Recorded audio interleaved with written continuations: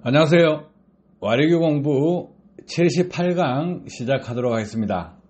와리기를 장착하면 엔진열을 잘 빼내준다 또는 엔진이 과열되지 않는다, 이런 논리를 펴고 있는 사람들이 있습니다. 또 연료절감기를 달면 엔진열이 낮아진다, 이렇게 하시는 분들도 있고요. 자동차를 아신다, 정비를 하신다 하면 당연히 엔진열이 높아도 안 되고 낮아도 안 된다는 거 아실 겁니다. 그래서 엔진열이 높았을 때 또 낮았을 때 연비와 어떤 상관관계를 가지느냐, 이 부분은 일반인들이 잘 모를 것입니다. 냉각수 온도에 따라서 연비가 높아질 수도 있고 낮아질 수도 있는데 엔진 손상이 발생할 수도 있고 발생하지 않을 수도 있습니다. 그래서 냉각수 온도가 연소 효율뿐만이 아니고 엔진 손상까지 연관된다는 것입니다. 자, 사례를 하나를 보여드리겠습니다. 해당 차량 계기판을 보시면 올란도 디젤 LS 13년식입니다. 온도 게이지에 보시면 바늘이 중간에 와 있어야 됩니다. 그런데 왼쪽으로 내려가 있죠. 왼쪽으로 내려가 있는데 이때 냉각수온은 68도입니다. 주행 상태죠. 1500rpm에서 크루즈 세팅을 해놔놓고 주행을 하고 있는데 이때 냉각수온 온도는 68도라는 거죠. 그래서 이 해당 차주가 운행하는 속도 지금 70km 정도 됩니다. 해당 차량은 냉각수 온도 정상인 상태에서는 기름을 가득 넣었을 때 950km 정도 주행하던 차량이었습니다. 그런데 냉각수 온도가 낮아서 780km밖에 주행을 못한답니다. 해서 이렇게 주행거리를 보면 만땅 기준으로 170km가 줄어들었습니다. 왜 줄어들까요? 이 이유 하나씩 설명을 드릴게요. 냉각수 온도가 낮다, 이렇게 하면 점검할 포인트는 크게 5가지입니다. 여기서 측정해 봐야 되는 것은 무엇이냐? 1번 수온 센서는 엔진 쪽에 달려가 있습니다. 그리고 2번 수온 센서는 라디에이터에 달려가 있습니다. 이 해당 차량은 전자 서머스탯 이 부분에 문제가 발생할 수가 있습니다. 그리고 냉각팬 돌아가느냐 안 돌아가느냐, 모터 부분도 점검을 해야 되고 릴레이 쪽도 점검을 해야 됩니다. 그리고 모든 게 정상일 때는 ECU까지 점검을 해야 되는 부분입니다. 이 부분은 정비사분들이 분명히 점검을 잘 하실 것입니다. 해서 이 부분의 고장에 대한 부분은 정비사분들이 얼마든지 고장이다 아니다 할 수 있습니다. 판단을 하면 되고, 고장 진단기를 꼽아서 볼 수도 있고, 또 고장 진단기 상으로 안 나오는데 파형 측정 해서 얼마든지 정비를 하실 수 있는 부분이니까 이 부분은 생략을 하고요. 일반인들이 알 수가 있으니까. 1번 수온 센서 엔진 쪽에 부착되어 있는 냉각수 온도 센서, 이 센서가 불량하면 어떤 현상이 생기겠어요? 냉각팬을 돌려준다 돌려주지 않는다, 이 조건이 걸립니다. ECU가 정상일 때요, 냉각수 온도가 낮게 측정된다, 수온 센서가 고장나서 낮게 측정한다면 냉각팬이 안 돌아갑니다. 그러면 냉각수 온도가 120도 130도 이래 올라갑니다. 성용차하고 상용차하고 틀립니다. 성용차는 110도 정도 되면 냉각팬이 돌아가거나 안 그러면 105도의 냉각팬이 돌아갑니다. 자, 그러면 1번 냉각수온 센서가 고장이 났다, 온도를 제때 측정을 못한다, 제값을 측정 못한다면 온도를 높게 측정할 수도 있고 낮게 측정할 수도 있습니다. 자, 냉각수 온도를 높게 측정하면 어떻게 되느냐? 엔진 냉각팬이 가동이 되고 서머스탯이 열린 상태가 됩니다. 그러면 엔진이 냉각이 되니까 연료 분사량이 늘어납니다. 그러면 이때 여름철보다 겨울철에 연비가 엄청나게 떨어집니다. 낮게 측정된다 하면 엔진이 과열되겠죠. 그러면 엔진 손상이 옵니다. 열을 받는다는 거죠. 엔진 열을 받으면 어떻게 되겠어요? 실린더 라이너 쪽에 피스톤 링이 붙어버립니다. 그런 현상까지 발생할 수 있다.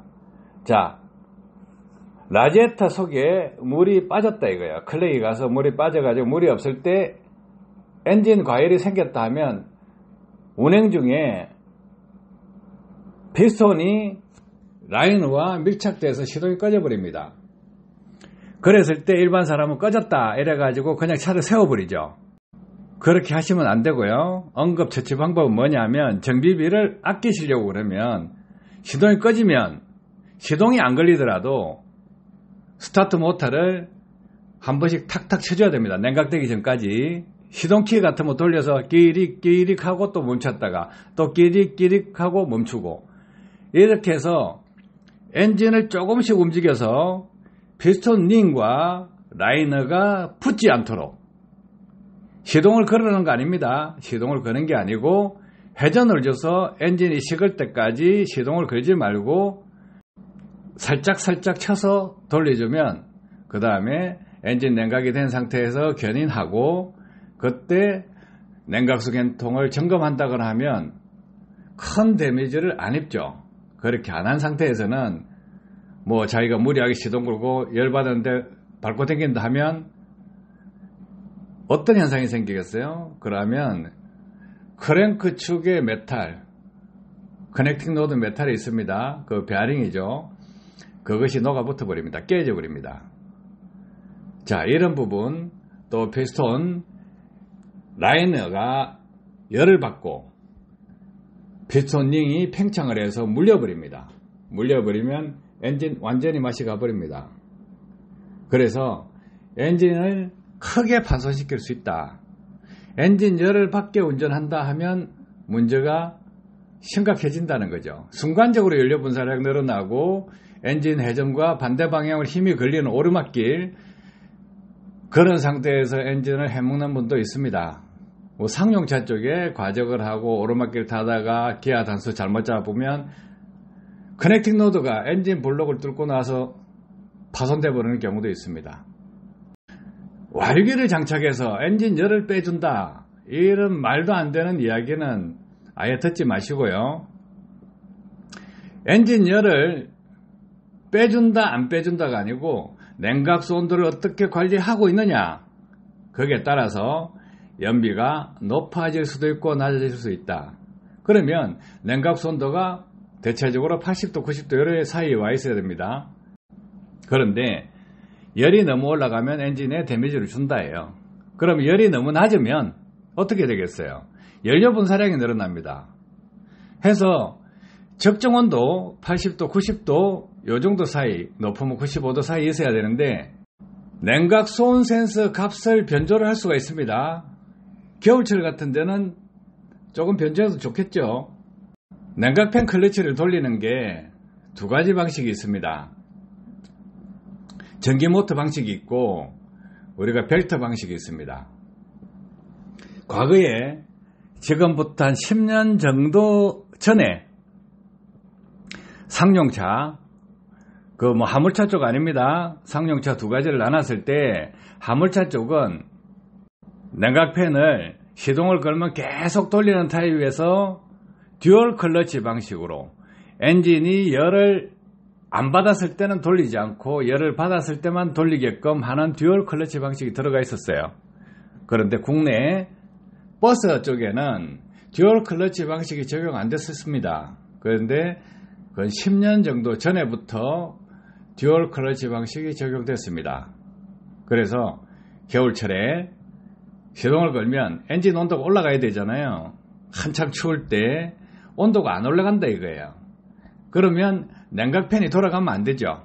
냉각팬이 돌아가면 안 되는데 일체형이기 때문에 그때는 돌아갔습니다. 그래서 듀얼 클러치 방식을 버스 쪽에 적용해서 온도가 낮을 때는 냉각팬이 돌아가지 않고 온도가 높을 때만 냉각팬이 돌아가는 방식으로 바뀌었다는 거예요. 그 기술들이 근 10년 전부터 나왔으니까 지금은 거의 다 듀얼 클러치 방식으로 됐을 것입니다. 듀얼 클러치를 하면서 장난을 칠 수가 있습니다. 겨울철 같은 데는 시내 주행을 한다면 냉각수 온도가 그렇게 안 올라가요. 엔진 블록으로 타고 들어오는 차가운 기운이 엔진을 자체적으로 냉각시켜버린다는 거예요. 그럼 가다 서다 이렇게 천천히 다니는 차들은 냉각수 온도가 안 올라가는데 그때 냉각수 온도를 좀 더 올리겠다. 상용차가 수온센서 기준으로 100도부터 돌리겠다, 105도부터 돌리겠다 이런 게 있으면 그것을 5도 내지 10도 정도 올려서 하면 됩니다. 그렇게 하면 연비가 또 올라가요. 그런데 문제는 장거리 주행에서는 또 안 맞다 이거죠. 그래서 연료 온도 이 부분도 적정 온도로 올라가야 되는데 과거에는 연료 온도가 히팅 시켜주는 장치가 없었기 때문에 그 연료 라인에 히팅을 시켜준다거나 연료 탱크를 보온재로 해서 이렇게 감아주면 연비가 올라갔습니다. 지금은 그런 것도 다 필요 없는 시대가 왔죠. 그만큼 틈새 기술들이 계속 찾아지고 개선되고 있다는 거예요. 지금부터 한 30년 전에는 어땠을까?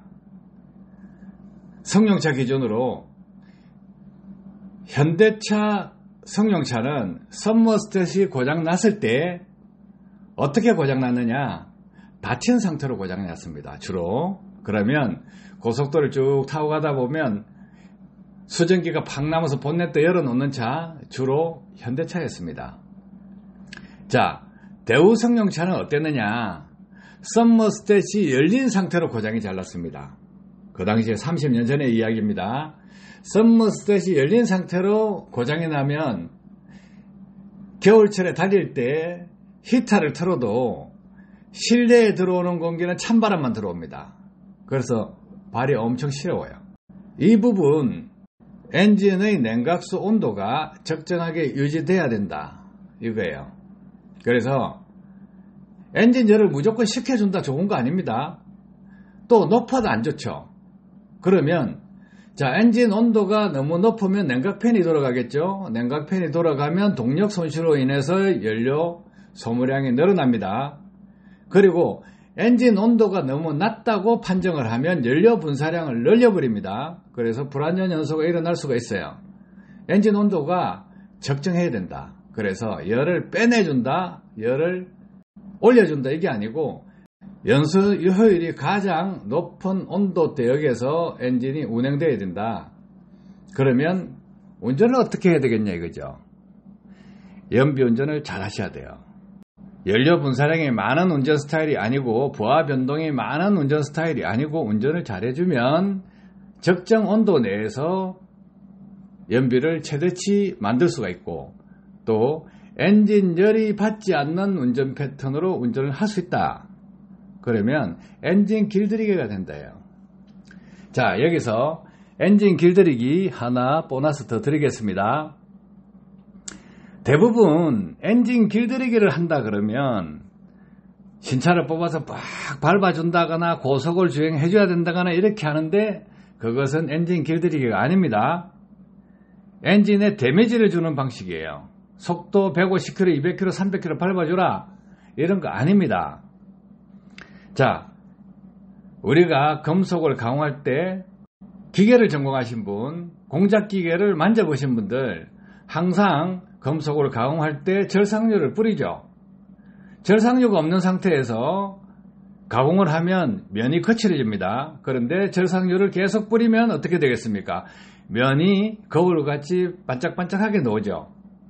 그래서 열을 안 받는 운전을 해야 된다 이거예요. 실린더 라이너 이 부분을 아주 가공을 잘하려고 그러면 열을 안 받는 운전을 해야 된다. 그러면 열을 안 받는 운전은 뭐냐면 똑같은 주행거리를 갈 때 연료 분사량을 가장 적게 하는 연비 운전을 하면 엔진 길들이기다 이거예요. 자, 그러면 엔진 길들일 때 열을 가장 받지 않고 회전수를 높이는 방법은 무엇이냐요? 그 방법은 긴 내리막길에 속도가 있을 때 단수를 한 단씩 내립니다. 그러면 지금 요 계기판에 봤을 때 지금 1500rpm이죠. 1500rpm인데 내리막길 긴 도로를 내려간다. 강원도길 이런 데 있습니다. 그리고 자기가 속도가 너무 빠르다 할 때 단수가 6단짜리면 5단, 4단, 3단 이렇게 내려서 이게 보시면 레드존이 4500여 대가 있죠. 4500rpm까지 연료 차단으로 회전수를 올려서 속도를 줄이게 되면 이때 평상시에 1100, 1200, 1300, 2000rpm 이 정도 쓰다가 회전수를 4500, 연료 분사량이 없을 때는 5000까지 써도 됩니다. 5500 써도 됩니다. 자, 그런 조건에서는 어떻게 되냐? 엔진 회전수는 최대로 올라갔습니다. 그리고 피스톤은 원심력으로 인해서 실린더 상사점, 상사턱이 있는 부분을 두드려서 마모를 시킵니다. 그래서 평상시에 가속 페달을 밟았을 때 연료 분사량이 있는 조건에서 밟을 때는 상사턱 그 이상을 올라가지 못하는데 연료 분사량이 없는 상태에서 회전수를 띄우게 되면 4500, 5000rpm 이렇게 띄우게 되면 처음에는 엔진 소리가 우왕 하고 엔진이 부서질 것 같은 소리가 납니다. 그런데 길이 든 차들은 어떻게 되느냐? 그 상태가 되면 윙 소리가 납니다. 그래서 엔진 상태가 좋은지 안 좋은지 가속 페달을 밟아서 확인하는 것이 아니고 내리막길을 쭉 탈 때 단수를 밑으로 내려서 회전수를 4500, 5000, 5500rpm을 올려보면 엔진 상태가 좋은 차들은 윙 소리가 나고 엔진 소리가 좋지 않은 웅 하는 차들은 상사턱에서 부딪히는 소리라고 생각하시면 되고, 이렇게 내리막길을 쭉 갈 때, 긴 내리막길을 갈 때 연료 차단을 써서 회전수를 띄우는 작업을 하시면 엔진 길들이기, 그 다음에 평상시에 가속 페달을 밟을 때 차가 잘 나갑니다. 이것이 출력 증가가 됩니다.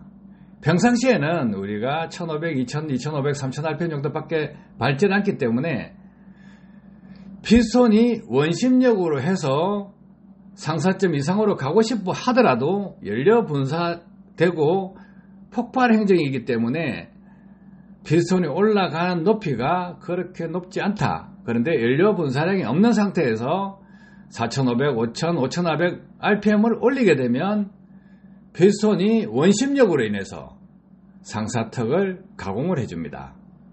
이 방법을 쓰시면 엔진 길들이기가 되는데, 자, 여기서 그럼 엔진 길들이기를 어떻게 하느냐? 아무 때나 하느냐? 그거 아닙니다. 평상시 장거리 주행 코스에서 내리막이 있다. 거기에는 브레이크를 밟고 내려가야 된다 하는 도로 있죠. 그 도로에서만 기어 단수에 의한 엔진 브레이크를 써가지고 회전수를 높여서 엔진 길들이기를 하시면 엔진에 힘이 생깁니다. 길들고 나면 차가 평상시에 가속 페달을 밟더라도 차가 잘 나갑니다.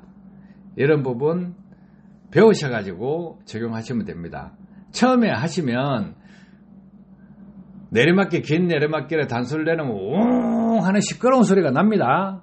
그런데 이것을 평상시 운전하는 코스에서 풋브레이크 대신에 기아 단수 브레이크를 쓰고 회전수를 높이고 악셀에다 건들면 안 됩니다. 그런 상태에서 좀 쓰다 보면 엔진이 부드러워지고 길들이기가 됩니다. 아셨죠? 자, 이 부분 누구도 가르쳐주지 않은 부분이었습니다. 엔진 길들이기요. 첫째, 엔진 길들이기는 두 가지. 평상시에 운행할 때 연비 운전을 하나가 하나예요. 그 다음에 하나, 긴 내리막길 평상시에 브레이크를 밟고 내려가는 도로는 엔진 브레이크로 기아 단수가 8단짜리면 7단, 6단 이렇게 해서 속도를 줄일 때 기어 단수로 연료 차단해서 엔진 회전수를 4000, 5000, 5500에 올려보시라는 거예요. 처음에는 막 시끄러워 엔진이 웅 소리가 나니까 이렇게 하면 엔진이 부서지지 않겠느냐 하는데 엔진이 부서지는 것이 아니고 실린더 라인의 상사점에 부딪히는 소리니까 처음에 조금씩 하다 보면 거의 가공이 됩니다. 가공이 되고 나면 차가 출력이 상당히 올라갑니다. 그래서 순정 상태 길들이기가 최고 좋다. 이런 이야기가 있는 것입니다. 그래서 이 부분 공부하셔서 많은 분들이 도움되셨으면 합니다. 감사합니다.